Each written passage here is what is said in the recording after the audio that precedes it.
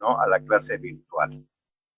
Bien, como dije, el día lunes vamos a hacer un pequeño repaso de lo que habíamos iniciado el día lunes, que comprendía dos aspectos, la bibliografía, ¿no? ¿Verdad? Y también el desarrollo de la actividad académica, sobre todo lo que más relevancia tiene, que son los exámenes, así como también la actividad práctica. Por lo tanto, voy a pasar a compartir con ustedes las diapositivas del día lunes para luego meternos, pues, lógicamente, a el tema en cuestión. Aquí ya ustedes tendrán ya en sus pantallas de los teléfonos, celulares, claro está, tablet como computadora, ¿no es cierto? La diapositiva de la programación que ya mostré el día lunes 21, hoy martes 23, Día del Mar, ¿no es cierto? Estamos repitiendo esa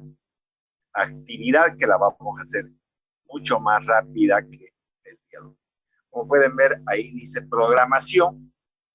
Entonces, lo que tenemos es la bibliografía. Estos son los libros que pueden ustedes adquirir en la calle Sehuane, en el lado lateral del Hospital de Niños, donde hay una serie de kioscos donde venden libros. Entonces, dentro de esa bibliografía está el Goodman y Hillman, 13ª edición, ¿no es cierto? Un libro norteamericano de farmacología humana, ¿no? Y que es un buen texto como para poder, digamos, estudiar los temas, porque al final de cuentas todas las clases van a confluir en los exámenes.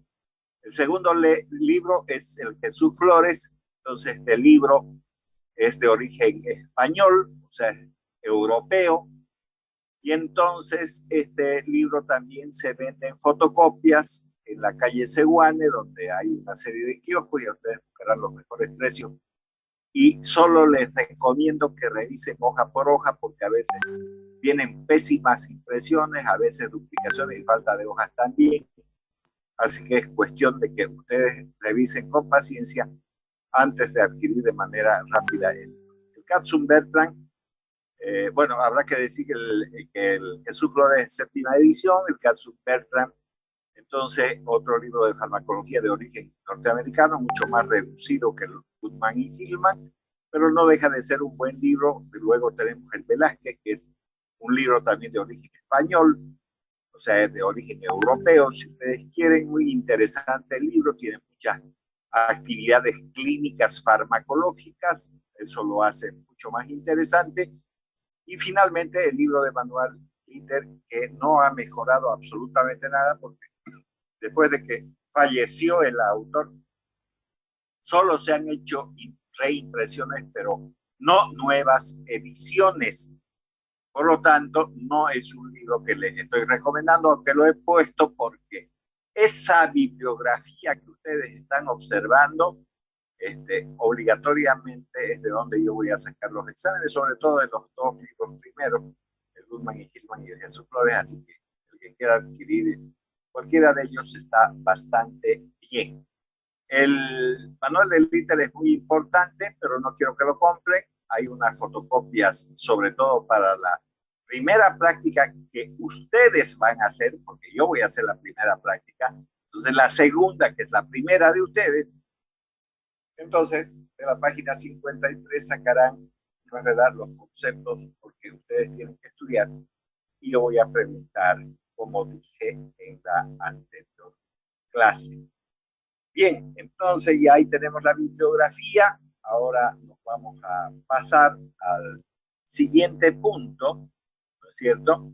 Que son las clases. Bueno, la teoría que vamos a empezar el día de hoy, digamos, con un repasito rápido de lo que es la farmacología. Obviamente que está distribuido en 3 parciales. Cada uno de ellos vale el 15%. El total de los 3 parciales hace el 45% de la nota del examen final 30%, y la actividad práctica el 25%, que hace el 100% de la nota. Entonces, eso, por favor, si gustan, saquen una fotografía de este desarrollo. Después, cuando vienen los parciales, ¿y cuánto vale el parcial? No se vuelve a repetir, no vamos a estar todito el santo año repitiendo las cosas, no vamos a hacer eso. Entonces, por favor, sáquenle, porque el día que pregunten ustedes, entonces diré a ver si alguien tiene una diapositiva de las que yo puse, que haga recuerdo. Por eso también estoy señalando como fecha importante de lo que estoy diciendo el 23 de marzo, que es Día del Mar. Bueno, del mar perdido para siempre, digamos, pero ahí está, Día del Mar. Entonces, ahí tienen ustedes. Y la actividad práctica, les dije también que esta iba a comenzar posiblemente el 25 de abril, estamos en marzo. ¿Por qué? Porque quería yo comenzar el día 18, pero el día 18 es aniversario de la carrera, entonces toman la semana y entonces es imposible tener una regularidad con respecto a esa fecha. Por lo tanto, para que no haya ningún inconveniente, arrancamos el 25 de abril y la asistencia es obligatoria. Pueden faltarse 3 veces en todo el año lectivo y no pasa nada, solo 3 veces sin licencia, estoy hablando, pero también podrían faltarse más de esas 3 si es que tienen faltas con licencia. Un ejemplo voy a poner, si hay una señora que está pasando clases de farmacología conmigo y entonces le toca tener su bebé en esas fechas, entonces seguramente tendrá un certificado, el cual acreditará que no ha podido estar en clase, y entonces es una falta con licencia. Estoy poniendo lógicamente un ejemplo. Pueden haber muchos desde los fallecimientos de los familiares importantes que tienen en su casa, cosa que no quisiera que ocurra, no le ocurra a nadie. Entonces, pero no quiero que me presenten esos certificados a fin de año. Tienen 15 días hábiles a partir de la fecha que faltaron para presentarme eso, porque si no, digamos, yo le voy a poner falta sin licencia y perderán el año, aunque después me digan, pero yo tengo un justificativo. Se lo estoy diciendo a principio de la gestión para que no haya ningún inconveniente. No me vengan con cosas de faltas, por ejemplo, el caso de las vacunas. El año pasado había un sujeto que dijo que se fue a hacer vacunar y que le muestro el certificado. Oiga, para la vacuna, por ejemplo, hay una cuarta dosis. Yo ya me he puesto las 3 dosis. Voy a ir cuando a mí me dé la gana, no cuando tenga clases. Por ejemplo, en este momento tengo clases y no voy a ir a hacerme vacunar y voy a decir que porque me he hecho vacunar no hay clases. No. Podría haberme vacunado a la 1 y a la 1 no tengo clases con nadie, digamos. Entonces, siguen los centros abiertos y no hay ningún problema. Así que eso no es un justificativo. Si ustedes creen que es un justificativo, pues les estoy diciendo que no. Entonces, otra cosa es lo del parto, que ya me dijeron si sufrieron algún accidente y están hospitalizados o se contagiaron con COVID, no pueden asistir a las clases, pero perfecto. Y vuelvo a repetir, las clases se van a volver presencial también en el mes de abril. Entonces, eso con respecto a una parte de la actividad práctica. La segunda, ya les dije que la primera práctica la voy a dar yo, eso es el tema de receta. Voy a enseñarles cómo se hace una receta y cómo está respaldada la receta con, digamos, acciones de tipo legal, ¿no? Porque tienen sus artículos, el código del medicamento, ¿no es verdad? Que les voy a dar a conocer y donde está implícita la receta y la falta de eso, de hacer las cosas bien, pueden ser sujetos, ¿no es verdad?, a juicios de tipo penal, por lo tanto, eso voy a hablar yo. La segunda actividad la van a hacer ustedes, ¿no es cierto? Se llaman formas farmacéuticas, donde están los sólidos, semisólidos, líquidos, gaseosos. Eso está en la página 53 del libro de Liter. Tienen que estudiar qué es una tableta, qué es una cápsula dura, qué es una cápsula blanda, qué es una loción, una poción, una infusión, un aerosol, un supositorio, un jarabe, una suspensión, etcétera, etcétera. Los inyectables, todo ese tipo de cosas. Esos conceptos tienen que estudiarlos del libro de Liter porque en los demás libros no hay y no necesitan comprarse el libro de Liter. no necesitan. Ahí en la biblioteca y en la fotocopiadora que está en el último piso de la carrera de medicina también. Ahí tienen la fotocopia, se compró la fotocopia más un libro, listo, ya está completo el asunto.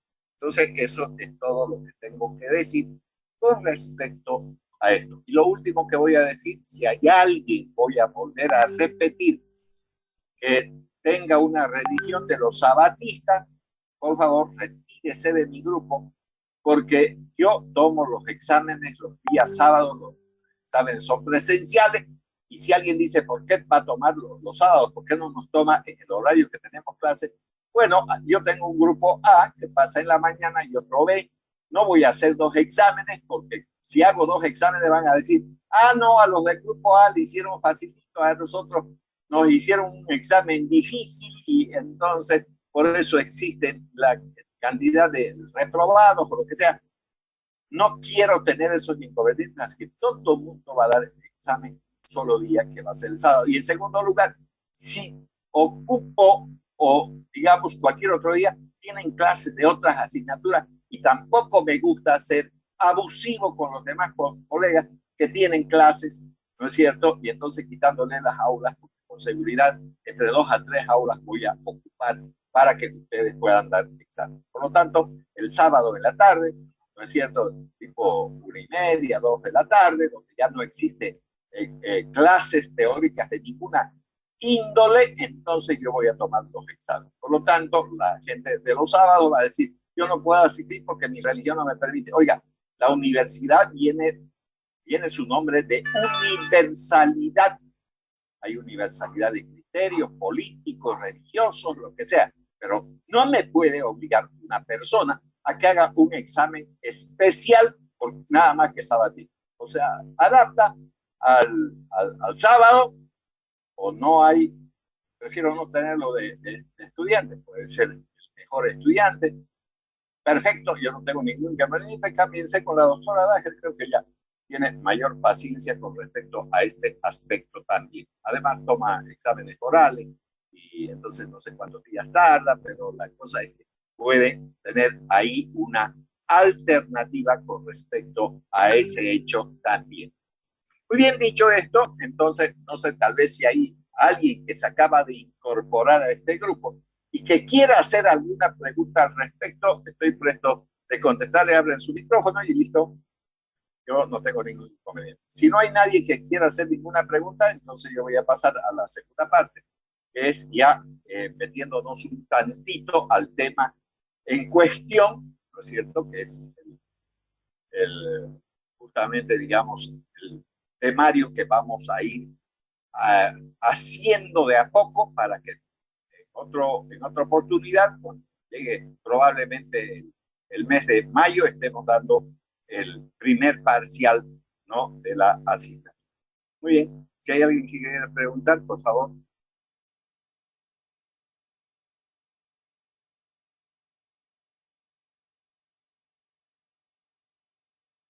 Al parecer nadie. Muy bien, entonces salimos de esta diapositiva, vamos a minimizarla, entonces vamos a poner esta otra. Muy bien, perdón, vamos a ver dónde está.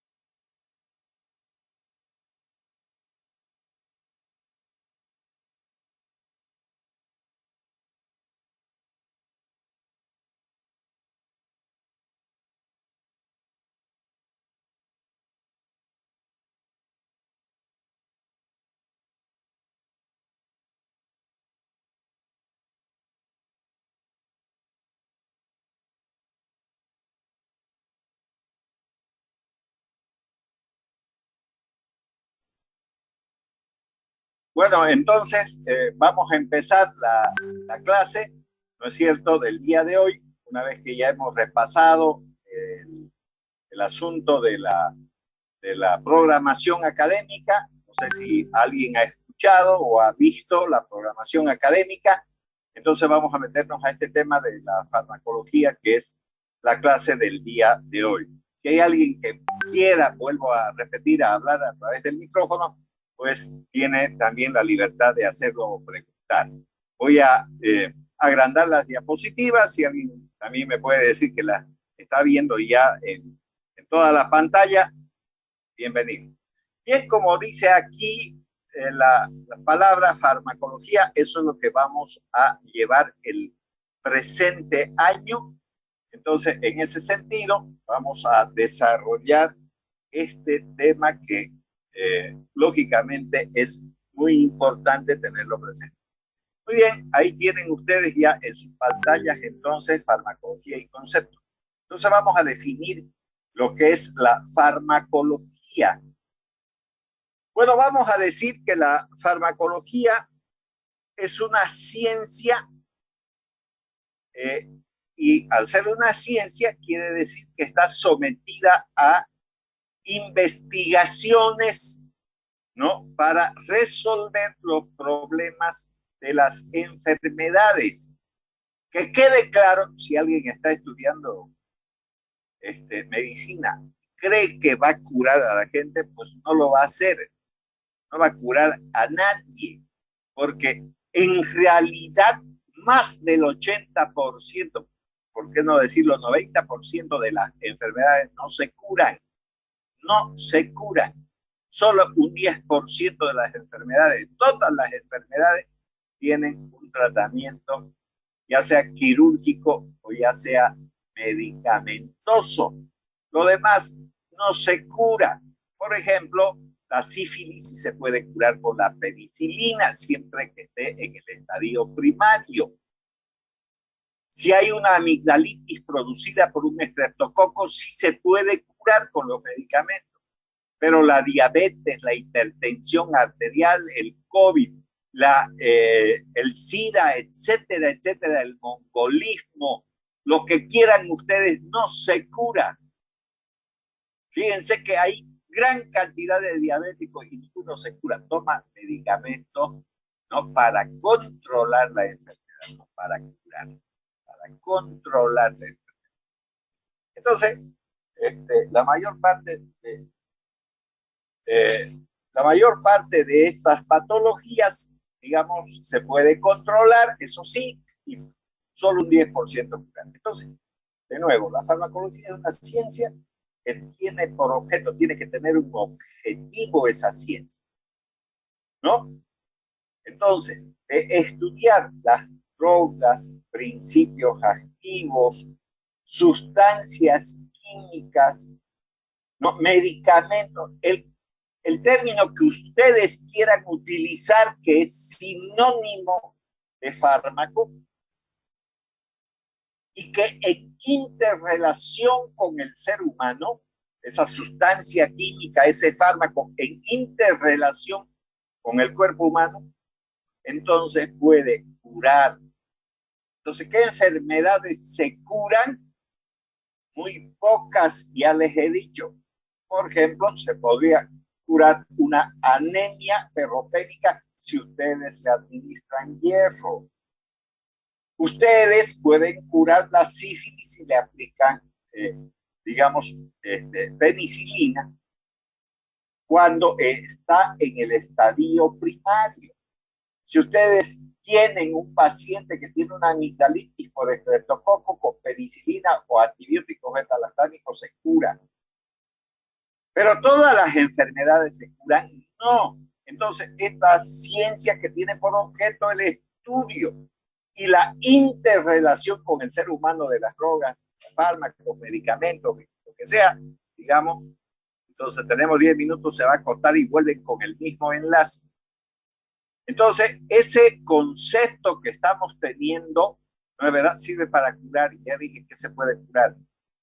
Después se puede también con los fármacos atenuar las enfermedades. Por ejemplo, Si alguien tiene un cáncer terminal y ese cáncer le produce dolor, entonces le dan medicamentos relacionados con la morfina y entonces le calma el dolor, pero le hace desaparecer. No, le solo calma o atenúa o disminuye, si ustedes quieren, el dolor, pero no desaparece. Entonces, ahí tienen curar, atenuar. Los fármacos también pueden reemplazar, por ejemplo, si alguien tuviese diabetes y es por una deficiencia, si se quiere, de insulina, entonces se compra en la farmacia insulina. ¿Y qué va a hacer la insulina? Va a reemplazar a la insulina que debería de producir las células beta pancreáticas. ¿Qué estamos haciendo ahí? Estamos reemplazando. Si a una dama le hacen una exéresis del útero y de los ovarios producen estrógenos y progesterona, entonces tienen que aplicar estrógenos y progesterona. ¿La curan con eso? No, están simplemente reemplazando. Entonces, fíjense, los medicamentos pueden curar, pueden atenuar, pueden reemplazar, si ustedes quieren. Pueden los medicamentos prevenir las enfermedades, pueden. Entonces, ¿cuáles son esos medicamentos que previenen las enfermedades? Entonces, esas son las vacunas. Cuando alguien nace con un peso adecuado, entonces le ponen en el hombro del brazo derecho la BCG. Es una regla internacional. ¿Y qué están haciendo al aplicar la BCG? Están previniendo que ese sujeto no padezca de tuberculosis, porque esa vacuna es preventiva y es preventiva de manera total y eficaz. Entonces también existe la vacuna de la polio, de la varicela, ¿no es cierto? El sarampión o lo que quieran ver, digamos, hay un montón de vacunas, la parotiditis y demás cuestiones, que tienen la tendencia de prevenir las enfermedades, menos la del COVID, claro está, pero disminuye, ¿no es verdad?, el potencial que tiene el virus de atacar al ser humano y terminar con su vida, sobre todo en aquellos que tienen enfermedades de base, como por ejemplo la diabetes, la hipertensión arterial, ¿no es verdad?, la enfermedad de la gota, etcétera, etcétera. O sea, un tuberculoso, o lo que sea. Cualquier enfermo que tenga enfermedad de base tiene mayores posibilidades de morirse. Pero también habrá que decir que la COVID-19 no mata a la mayor parte de la población. Entonces, un 5% generalmente muere. Puede enfermarse el 100% de la población, pero generalmente un 5%, no más de eso de la población muere. Entonces, no es una enfermedad tan grave como se cree, pero para aquellas personas que tienen obesidad, hipertensión, diabetes, todo eso, resulta ser una enfermedad grave. Y su vacuna solamente previene de manera parcial. Entonces, seguimos con el concepto. Farmacología es una ciencia que tiene por objeto el estudio de las sustancias químicas, drogas, fármacos, medicamentos que interactúan con el ser humano con la finalidad de curar, mitigar, atenuar, si ustedes quieren, prevenir, reemplazar las enfermedades. Eso es lo que es la farmacología. Y la farmacología tiene partes. La primera parte se llama farmacognosia, que es el tema ya a desarrollar el día lunes, pero vamos a hablar del concepto, por lo menos, de farmacognosia el día de hoy. Y farmacognosia significa origen y estructura química. ¿De dónde se originó ese fármaco? Y entonces vamos a tener dos orígenes, dos. Estoy dividiendo esa farmacognosia en dos. La primera, la mayor parte de los fármacos tienen un origen natural. Y la otra parte, el otro tronco de ese árbol llamado farmacognosia, entonces es, ¿no? Las drogas sintéticas, las que se realizan en los laboratorios. Y eso obviamente no lo hacen los médicos, antes lo hacían. Hoy en día ya no se dedican a estudiar nada de lo que en realidad hacían los antiguos médicos. Por eso es que ya no hay premios Nobel. Hace más de 20 años que no hay premios Nobel médicos. No estoy hablando de premios Nobel en medicina. Hay premios Nobel en medicina, pero no son médicos. Son biólogos, son farmacólogos, menos médicos. Los médicos no tienen ahora las herramientas para producir ciencia. Ese es el punto. Entonces, esta farmacognosia que digo que tiene por objeto de estudiar el origen de los fármacos, entonces mencioné el primer tronco, origen natural. O sea, sacamos de la naturaleza, nadie los creó, los creó la naturaleza, el bello planeta que tenemos llamado Tierra tiene esos elementos. Entonces, ¿cuál es el principal elemento de los cuales conseguimos medicamentos? Los vegetales. Y hay un sinnúmero de vegetales que podemos mencionar, pero como estamos haciendo un repaso rápido para poder luego desarrollar el tema, entonces vamos a poner un ejemplo. Por ejemplo, tenemos una planta que es un símbolo patrio desde que entró Evo Morales llamado coca. Su nombre científico, Erythrocylon coca. Y entonces esa hoja de coca, ¿no?, tiene 13 alcaloides, no tiene uno, tiene 13 alcaloides. Y dentro de esos 13 alcaloides, el más importante y peligroso a nivel del planeta Tierra, sin lugar a dudas, es la cocaína. Y la cocaína es un alcaloide dentro de los 13 que he mencionado, o sea que hay 12 más. Y un segundo que tiene mucha importancia es un derivado de la tropina.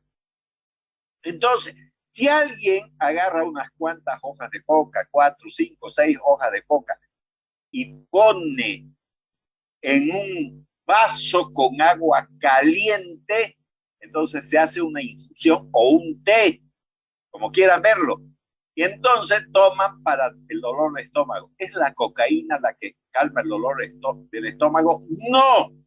No es la cocaína la que calma el dolor del estómago. Es el derivado de la tropina. Es un alcaloide de las solanáceas que contiene la hoja de coca. Sin embargo, si alguien mastica coca pura, no le va a encontrar ningún chiste de estar masticando esa hoja de coca.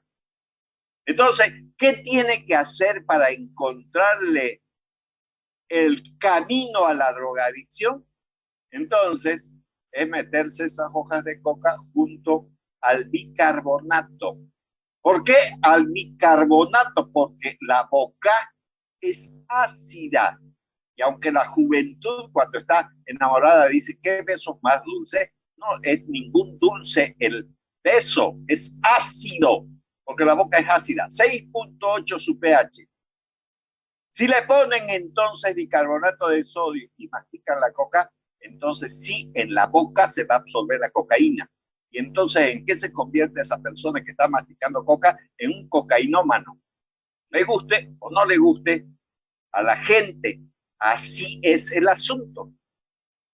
Entonces, esta farmacognosia de ese origen natural vegetal, hemos puesto un ejemplo, que podríamos poner la atropina, podríamos poner la morfina, podríamos poner la aspirina, etcétera, etcétera, que son extraídos de los vegetales, que eso lo vamos a hacer obviamente en la clase de farmacognosia. Y la estructura química, ya dije el origen y la estructura química. Entonces, su estructura química es una base, por ejemplo, la cocaína, ¿no?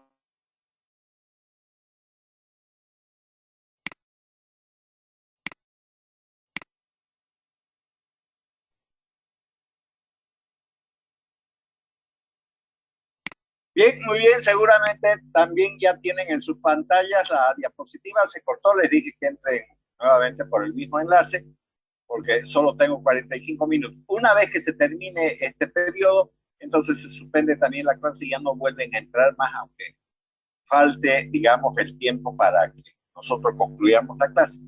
Bueno, entonces estaba hablando del origen vegetal y dije que la estructura química también tiene que ver, porque al ser un alcalino, digamos, la cocaína necesita de un medio alcalino y la boca es ácida y no se puede absorber por su estructura química. Y por lo tanto se pone bicarbonato o lejía en la boca y entonces eso permite, ¿no?, una adecuada absorción de la cocaína a nivel de la boca.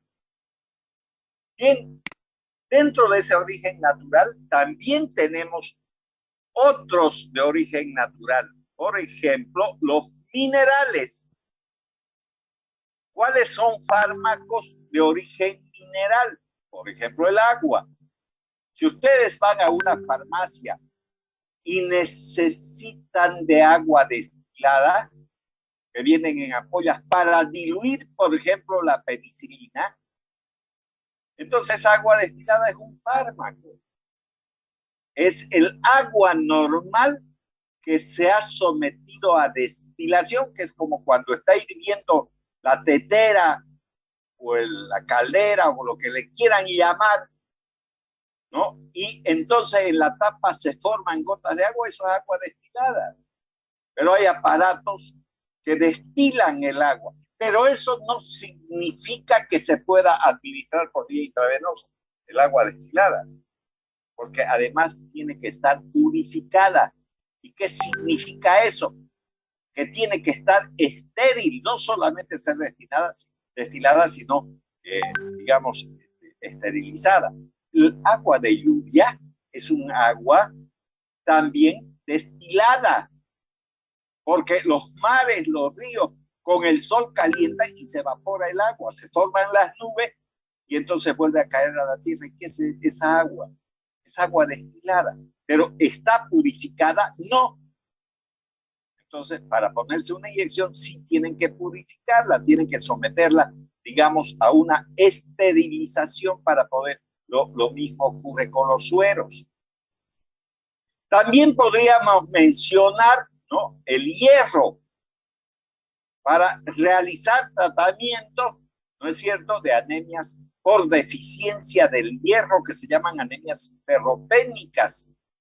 Igual ocurre con el magnesio, el yodo, el cloro, el sodio, ¿no?, el bicarbonato, todos esos pertenecen al reino mineral y sirven de medicamento y tienen una estructura química que en interrelación con la estructura química que es el ser humano, entonces puede resolver los problemas. Incluso el litio, que sirve para hacer baterías o pilas o lo que le quieran llamar, ¿no es cierto? Tenemos mucho litio. El litio sirve para curar enfermedades psiquiátricas. Por ejemplo, los bipolares. Entonces, vean ustedes que de los minerales sacamos muchas sustancias, ¿no? Incluido uno que es tan importante para nuestro desarrollo como es el calcio, el funcionamiento de los músculos, etcétera, etcétera. El calcio participa en procesos de coagulación, formación de hueso, es importante para el desarrollo de los cartílagos y todas esas cosas. Entonces, el calcio, importante también tenerlo presente. Y finalmente, del reino mineral, sacamos muchas sustancias, sobre todo las proteínas. Por ejemplo, si alguien está consumiendo carne, ya sea de pollo, de pez o de res o lo que sea, entonces están consumiendo proteínas y las proteínas son importantes para el desarrollo muscular y otros funcionamientos que son necesarias la presencia de esas proteínas. También se puede extraer hormonas. Por ejemplo, antes, ¿no?, de que ya tengamos este modernismo, se tenía obligatoriamente que matar conejas para poder extraer los estrógenos, por ejemplo, el estradiol. Y entonces, a partir de eso, se podía recuperar aquellas personas, como por ejemplo las mujeres que tenían irregularidades en el ritmo menstrual,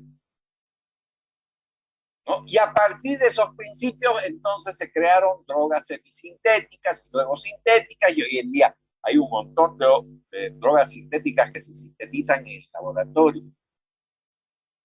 El colágeno, por ejemplo, la gelatina de patas contiene bastante colágeno que las extraen, ¿no?, de las patas de las vacas, aunque hoy en día ya en los supermercados uno puede conseguir en cajitas la gelatina de patas para poder consumir. Entonces ahí tienen los tres reinos naturales, de ahí se sacan los medicamentos. Hemos puesto lógicamente ejemplos, no hemos hablado de todo. Y el otro grupo es el grupo de los fármacos sintéticos y semisintéticos.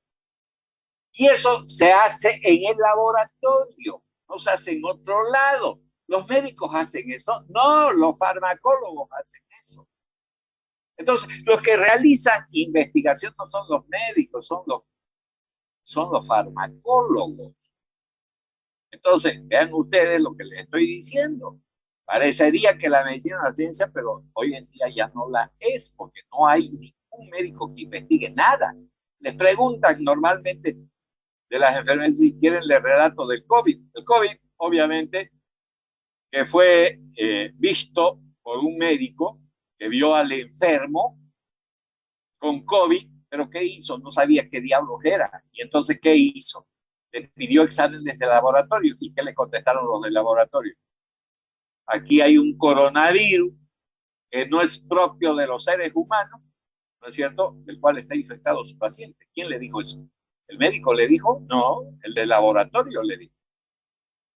Entonces eso se llama bioquímicos aquí, ¿no es cierto? Entonces no es que sea un médico. Entonces ahí está, ustedes ahí tienen. Y los que realizan los medicamentos, por ejemplo, Mallow es uno de los que aisló el ARN del COVID y del cual sacó una parte de eso para crear la vacuna. ¿Y qué es ese? Biólogo, no. Es obviamente un doctor porque tiene doctorado, pero no es de profesión médica. Entonces ahí tienen ustedes, digamos, ¿no?, los ejemplos que les estoy dando. Entonces, en el laboratorio se sintetizan, ya sea parcialmente, hasta se llaman drogas semisintéticas, y las sintéticas, las que se sintetizan totalmente, no existen en la naturaleza. Por ejemplo, ya mencioné que de las conejas se sacaba el estradiol, que es un estrógeno, pero luego se creó el etinilestradiol. Y ese etinilestradiol resulta de una modificación del estradiol que es natural, traído de los animales, ¿no? Y entonces eso funcionaba ya como droga semisintética para reemplazar la deficiencia de estrógenos en las mujeres.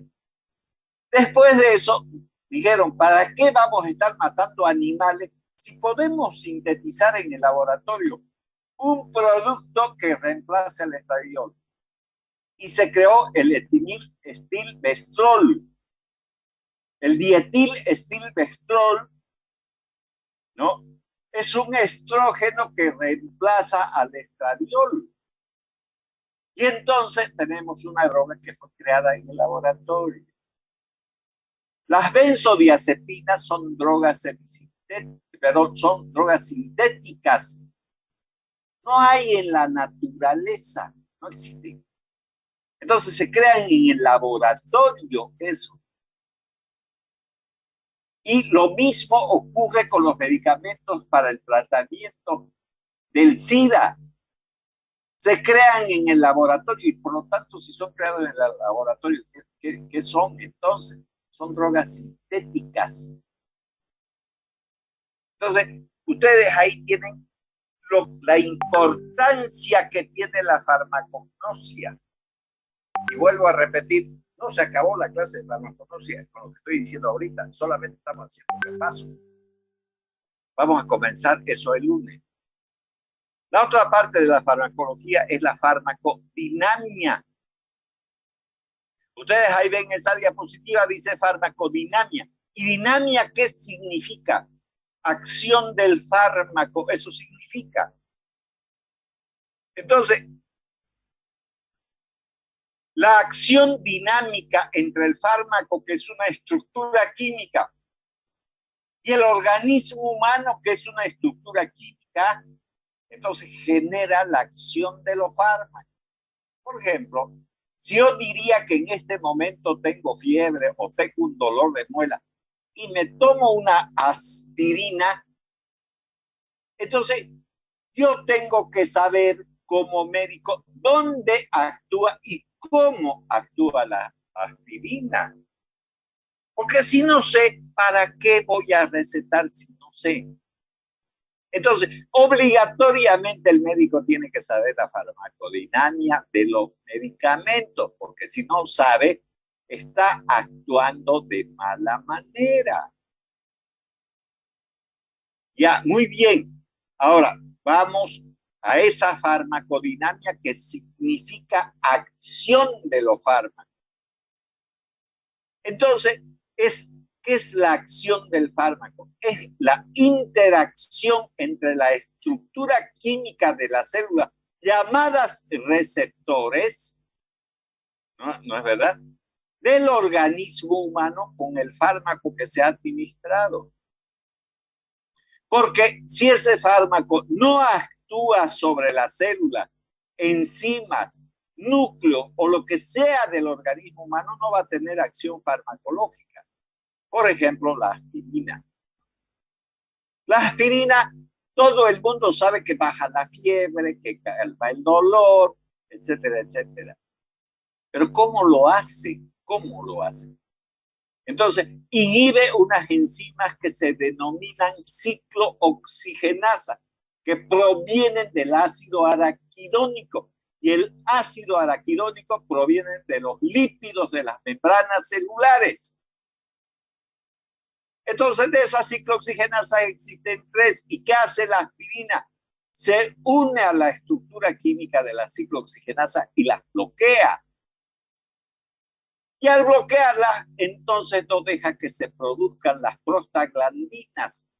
Y se denomina prostaglandinas porque fueron descubiertas en la próstata de los varones, porque las mujeres no tienen. Por eso se llaman prostaglandinas. Y entonces, por ejemplo, existe una prostaglandina que se llama prostaglandina E2, que genera la producción de bicarbonato de sodio y moco en el estómago.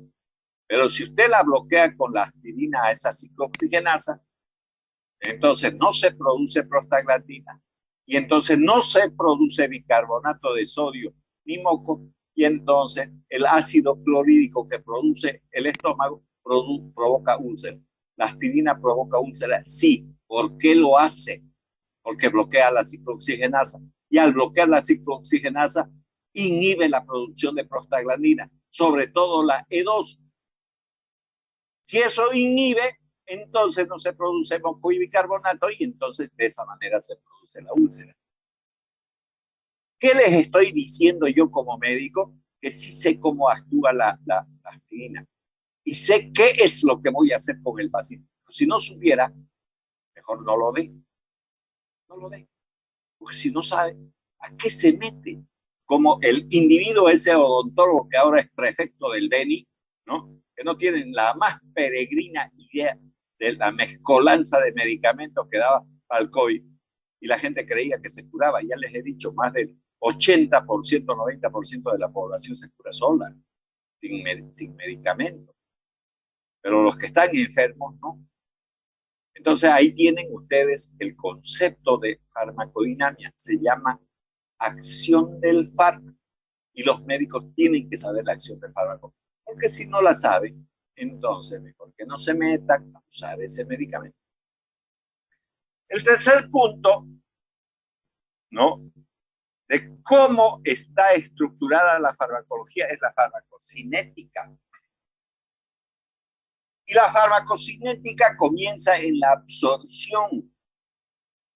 Si un fármaco no se absorbe, no puede tener una acción sistémica. No puede tener una acción sistémica. Por ejemplo, si alguien está masticando, mejor vamos a decirlo como hemos puesto en nuestro ejemplo. Si alguien se hace un té de coca o una infusión de coca, que ese sería el término adecuado, y se toma, le va a calmar el dolor del estómago, pero se va a absorber la cocaína, digamos, va a pasar la cocaína a la sangre. No, no, no. ¿Por qué? Porque el pH del estómago oscila entre 1.3 a 3.5. En realidad ni siquiera 3.5 a 3.3. Entonces, ¿qué medio es ese en el cual está el estómago? Es ácido. Pero la cocaína es un producto alcalino con una constante de disociación de un 8.0 a 9.0. Entonces, no se puede absorber porque se encuentra bajo la forma ionizada en un medio ácido. Y al no absorberse, no produce ningún efecto la cocaína. ¿Pero por qué en la boca? Porque le ponen bicarbonato y el pH de la boca es 6.8, no es 1.3. Es más fácil llegar al 7 o al 7.1 que se vuelve alcalino, y por eso que se absorbe la cocaína en la boca. Entonces la absorción va a depender de la estructura química del fármaco y del lugar por donde se lo administre. Si es por vía sublingual, si es a nivel del estómago, si es a nivel del recto, porque se pueden poner supositorios, se pueden poner inyectables, se puede poner en la piel, se puede poner en la vagina, se puede poner en la conjuntiva ocular, en el orificio, digamos, del oído, etcétera, etcétera, los medicamentos. Y ellos van a absorberse dependiendo del medio en el cual se encuentre y de su estructura química. Por lo tanto, la absorción podríamos decir cómo el organismo humano afecta al fármaco, medicamento, droga, sustancia química, principio activo, lo que le quieran llamar. En cambio, la farmacodinamia, ¿no?, es cómo el fármaco actúa sobre el ser humano. Y la farmacocinética, entonces, es cómo el ser humano, el organismo del ser humano, actúa sobre las drogas, dejándolas o no, por ejemplo, absorberse. Y una vez que se ha absorbido, tiene que distribuirse. Eso es como una ciudad, si ustedes quieren. Seguramente han escuchado de los camiones repartidores de gas. Gas. ¿Qué está haciendo ese camión? Está distribuyendo gas. ¿A quiénes? A los domicilios. ¿Y cuáles serían los domicilios en nuestro organismo? Las células. Entonces, esa distribución también va a depender de la estructura química, ¿no? Porque los medicamentos no tienen cerebro. Yo no puedo decirle a la penicilina, mire, sabe, querida penicilina, este señor o esta señora, este niño, niña, este anciano, anciana, lo que sea, digamos, ¿no? Tiene una neumonía y usted solamente quiero que se vaya al pulmón. No puede hacer eso. Depende de su estructura química, entonces se va a distribuir el medicamento.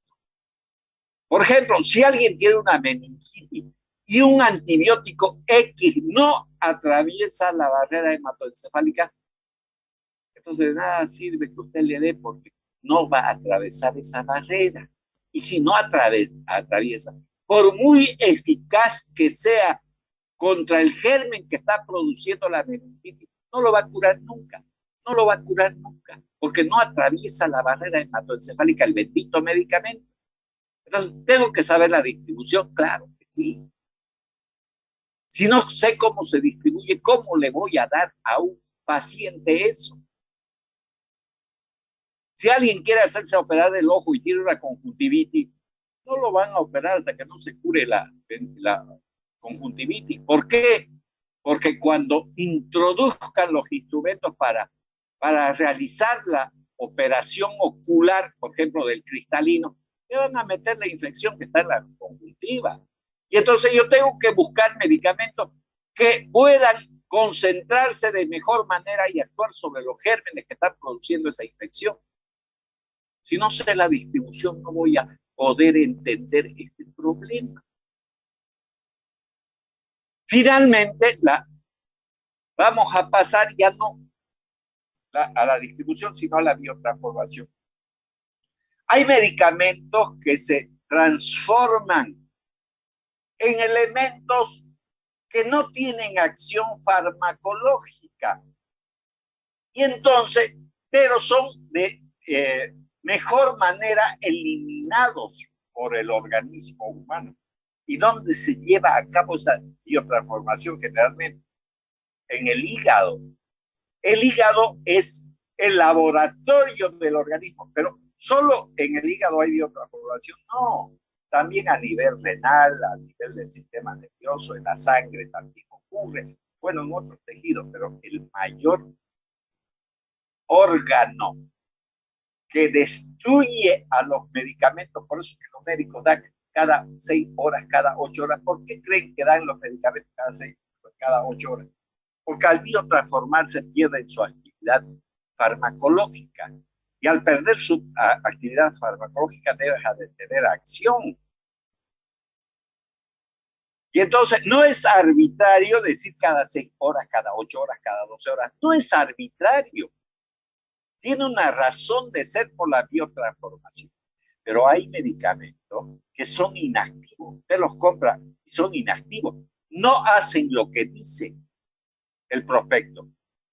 Entonces, cuando uno los toma a esos medicamentos inactivos, y una vez que han entrado al torrente circulatorio, viajan al hígado y se transforman en otro compuesto químico que sí tiene acción farmacológica. A eso se llama profármaco. Por ejemplo, el enalapril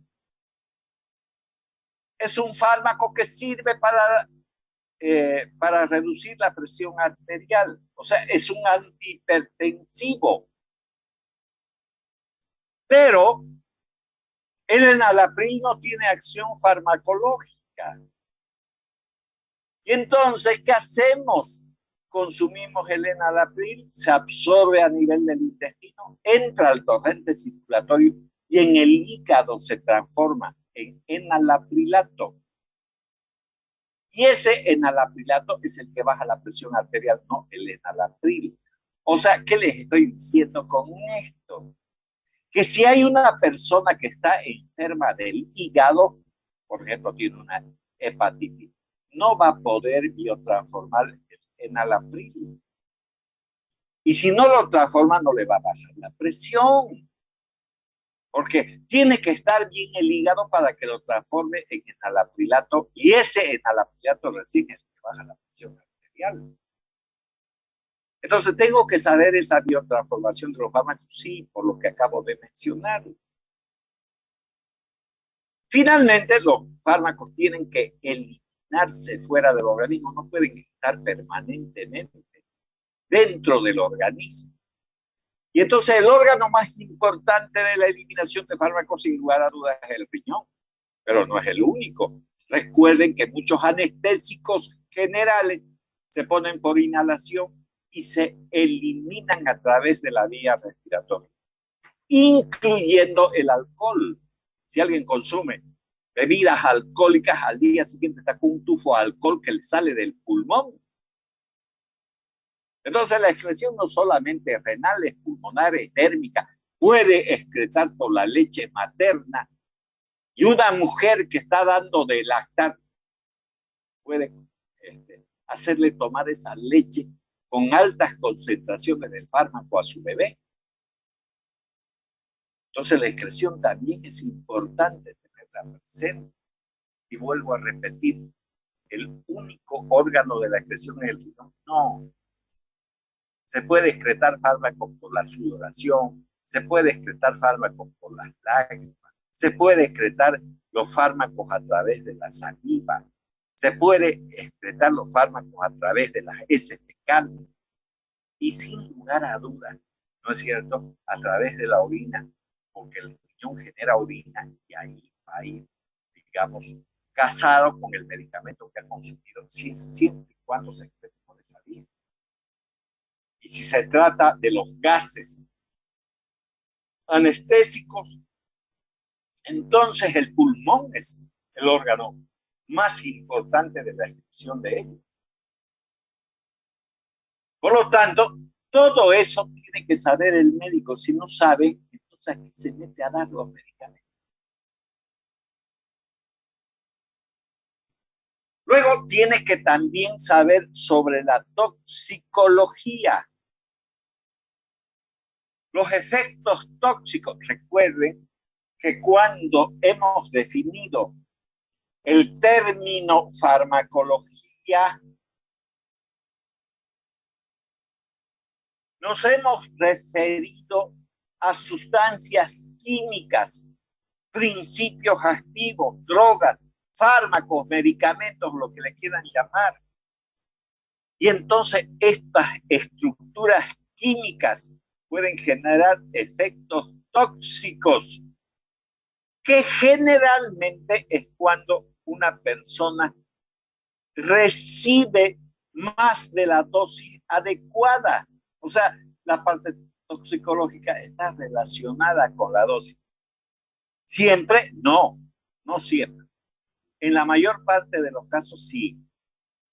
Es decir, si yo me tomo 100 aspirinas de 500 miligramos, obviamente que voy a tener efectos tóxicos, pero una aspirina podría causar efectos tóxicos. La respuesta es sí. ¿Y cómo? Entonces, si me viene una alergia, como el shock anafiláctico, hasta me puede matar. Incluso dosis menores de 100 miligramos que tiene la aspirineta me puede matar. No siempre está relacionado con la dosis. No siempre. Y además debemos de entender que hay una toxicología aguda y otra crónica. A ver, los diabéticos adultos se curan de la diabetes.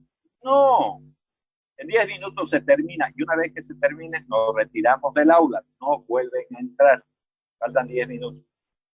Ya, entonces, un diabético se puede curar, no, está tomando de manera crónica entonces un medicamento para controlar la diabetes. Esa forma crónica de recibir el medicamento puede generar efectos tóxicos, sí puede hacerlo.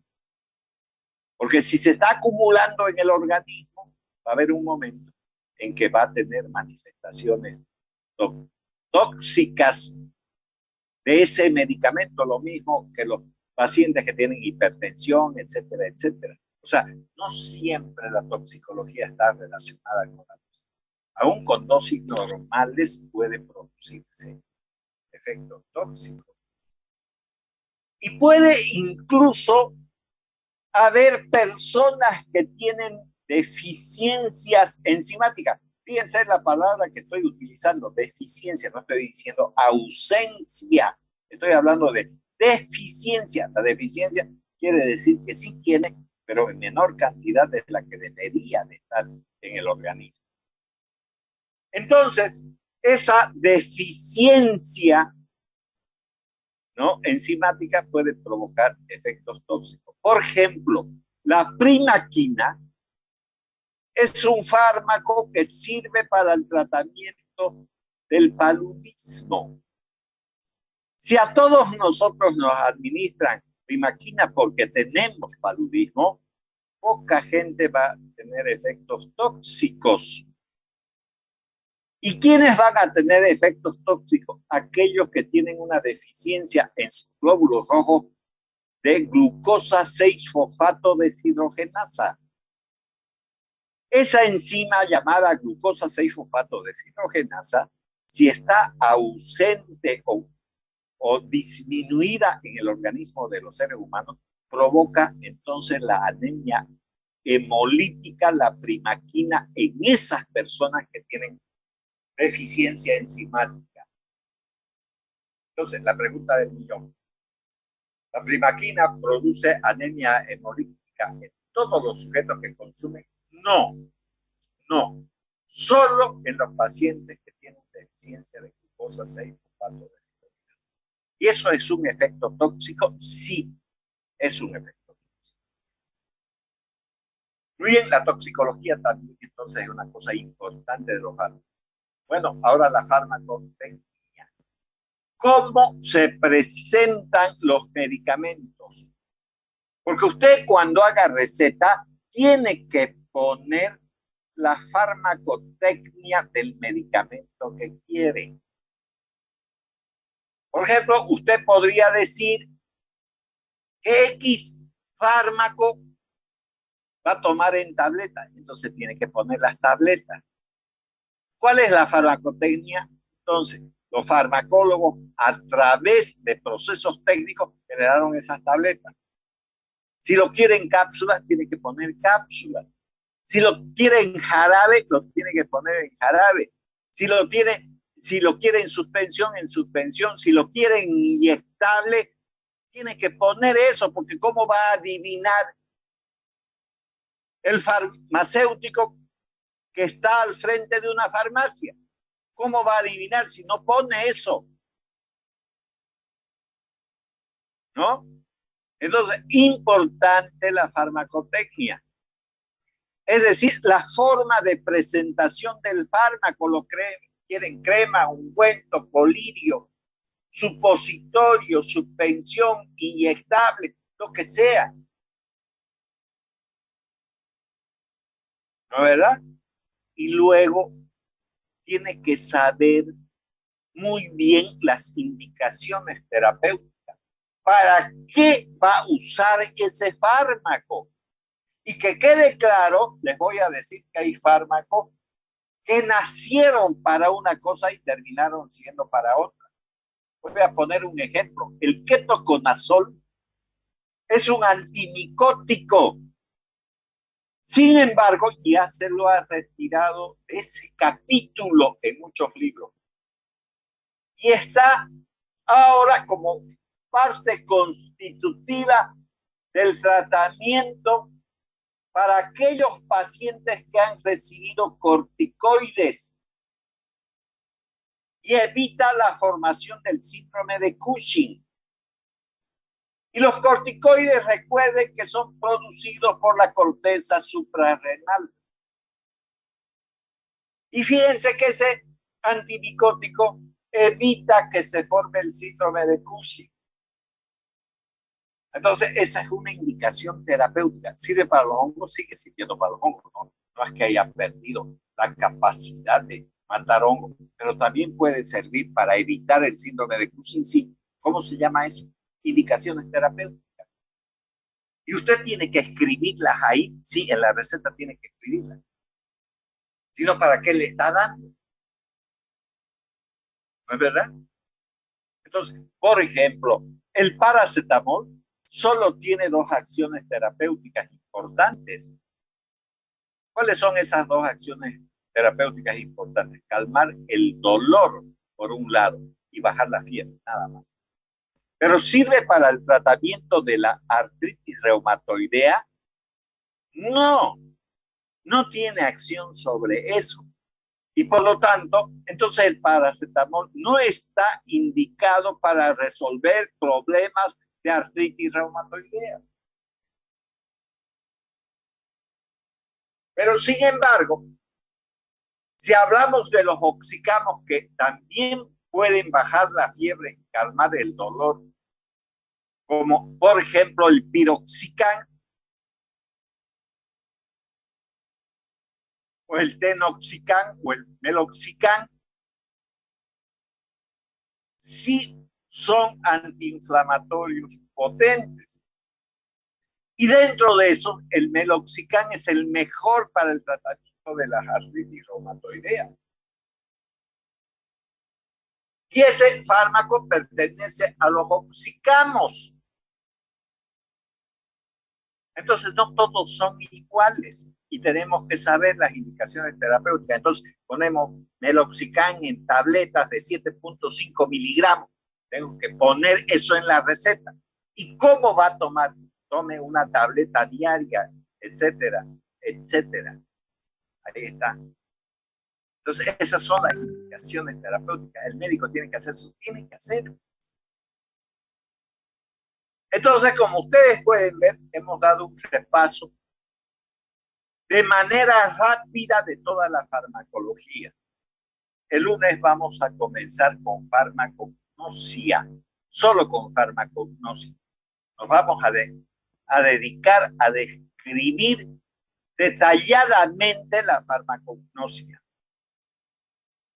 Entonces, con este concepto vamos a terminar la clase, salvo que alguien quiera hacer alguna pregunta con respecto a este viaje rápido sobre lo que es la farmacología. Muy bien, alguien que quiera preguntar alguna cosa, abrir su micrófono. Si no, nos estamos despidiendo hasta el día lunes.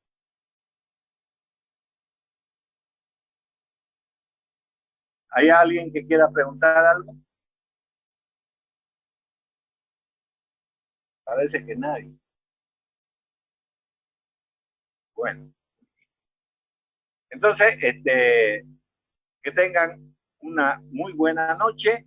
Será hasta el lunes. Muchas gracias por haberme escuchado. Espero que les haya servido este resumen que he hecho sobre la farmacología. Bien, salimos entonces de la presión. Hasta pronto, compañeros. Muchas gracias por todo. Hasta luego, doctor. Hasta luego, doctor. Hasta luego, doctor. Hasta luego, doctor.